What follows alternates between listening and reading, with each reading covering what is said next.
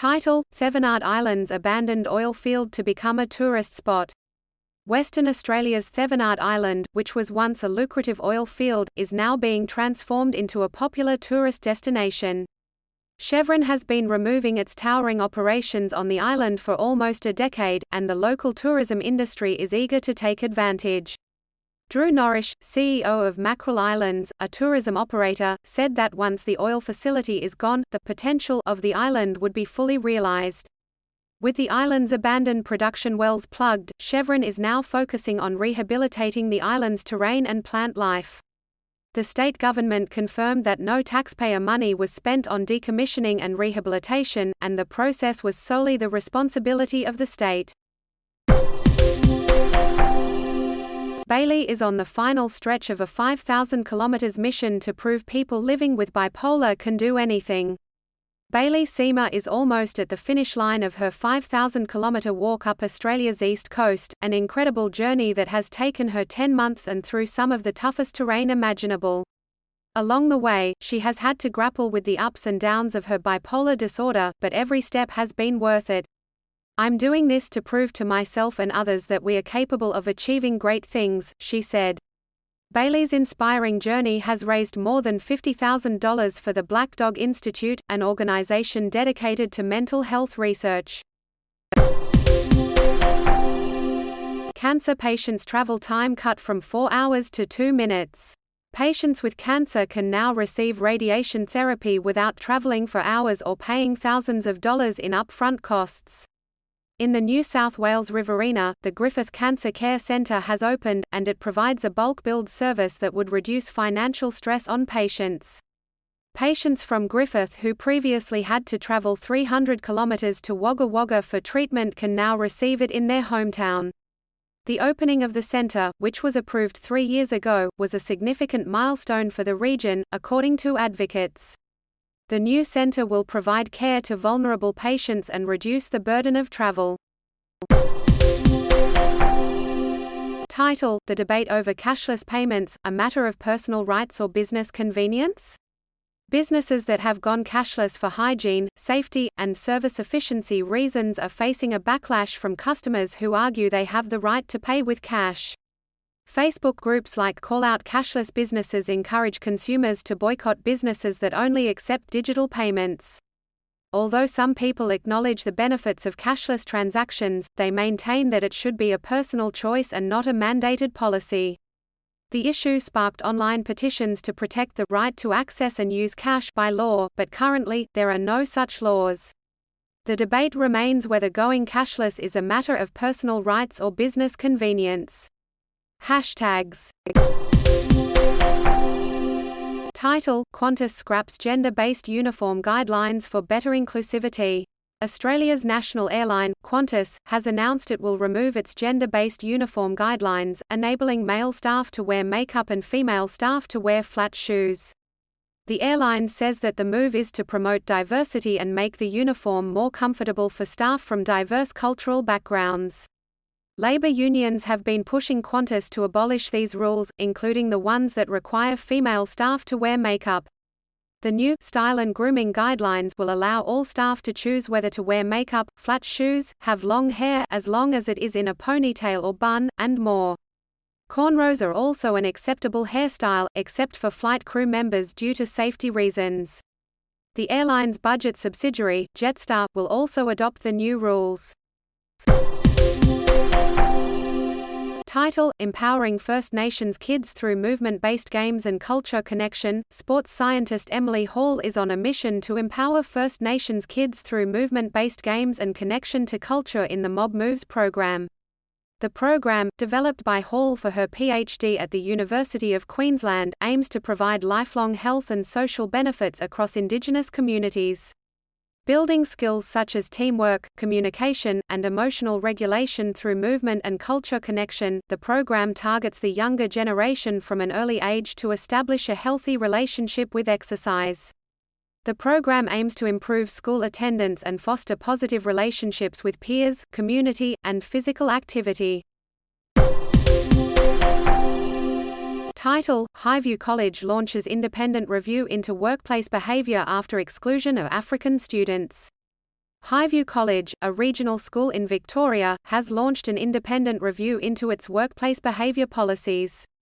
The move comes after the exclusion of 2 African students from the school due to their hairstyles, which resulted in a Human Rights Commission complaint from the student's mother.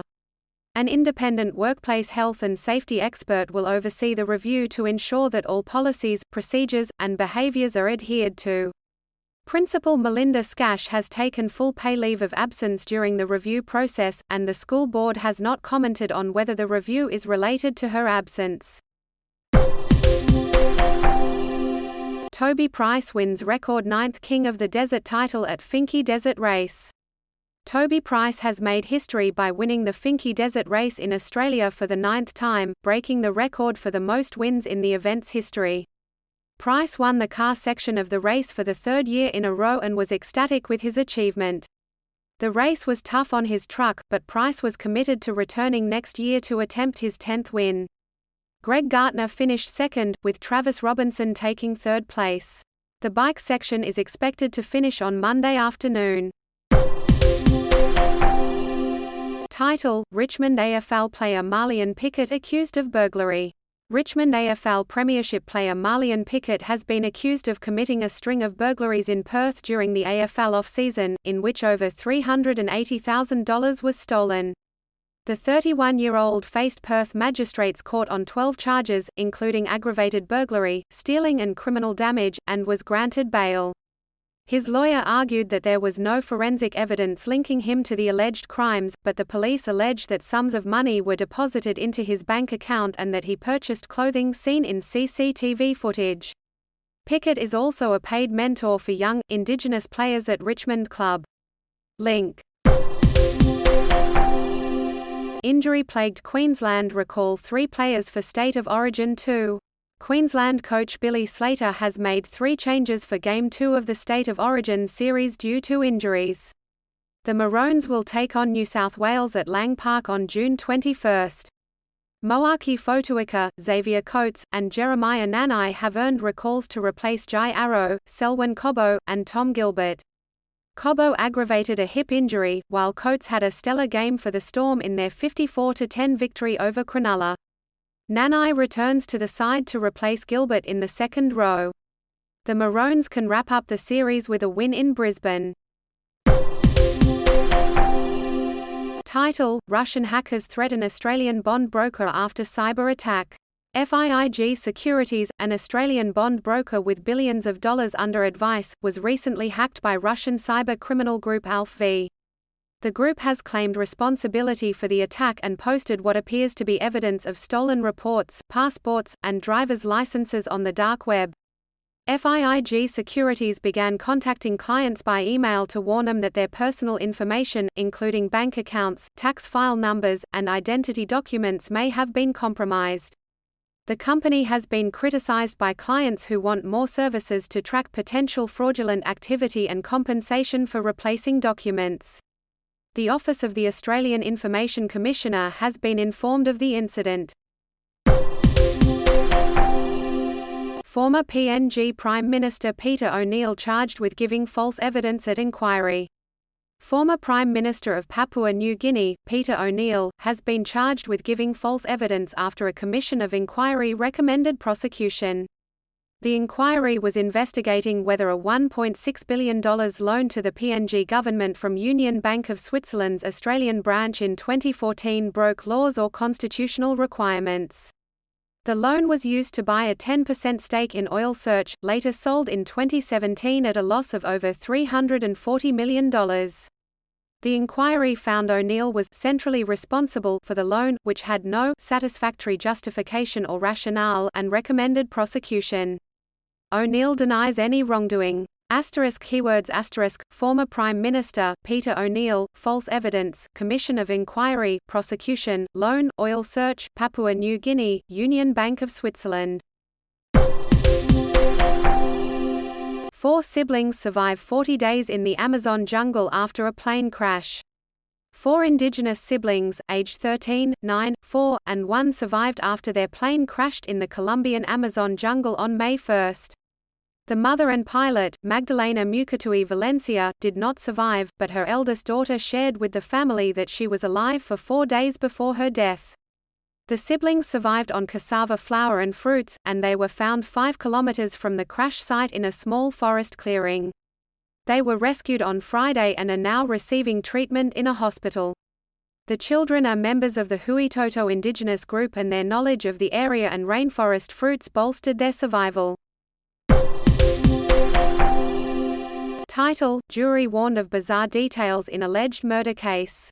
Jurors have been warned of strange and bizarre details in the case of Ashley James Fournier, accused of fatally shooting his high school friend, Paul Carroll. The incident took place in 2021 during a drinking session at a home in a remote bush village in far north Queensland. Mr. Fournier has pleaded not guilty to murder, claiming he was defending himself and his family. Defense barrister Bridie Billich warned the jury of strange and woolly evidence, including talking in tongues and the dynamic between Paul and his mother. The trial before Justice James Henry continues. Family heartbroken as search suspended for grandmother lost at sea. The search for Wendy Richardson, a speech pathologist from far north Queensland who went missing at sea after a boat accident, has been suspended. Richardson was travelling with 2 others when the 6-metre boat capsized near Mubiag Island in the Torres Strait. While the other 2 survived and have been rescued, Richardson's whereabouts remain unknown. Her family has released a statement expressing their broken hearts and profound sadness, thanking the authorities and the community for their tireless search efforts. Richardson was described as a dedicated and tireless community worker who assisted people with their speech. Title: Struggling to keep your business afloat? Share your story with us. Desperate times call for desperate measures, especially for business owners who are struggling to keep their doors open amidst the rising cost of living, increasing supply costs, and reduced customer spending.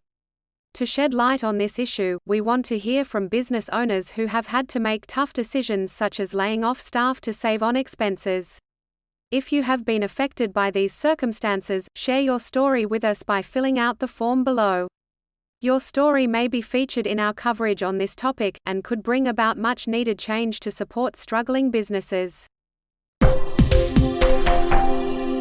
Bus driver charged over crash that killed 10 people in Hunter Valley. A bus driver has been charged over the crash that killed 10 people and left more than 20 injured in the New South Wales Hunter region overnight.